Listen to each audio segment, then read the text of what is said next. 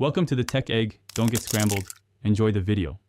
You need a Copilot-enabled Microsoft 365 account and the latest Word build.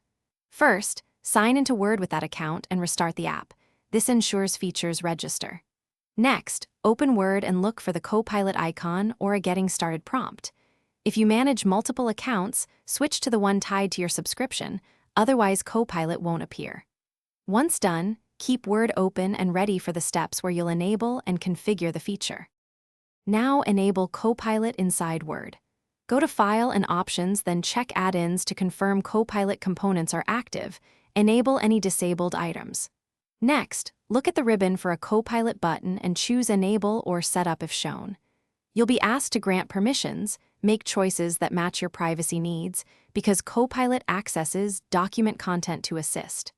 After configuring, test with a simple prompt like, "Summarize this document," to verify responses and tweak settings as needed. Finish by running a real task.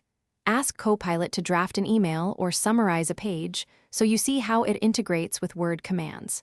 If Copilot doesn't appear, sign out and sign back in, then check for Office updates. A restart often resolves activation delays.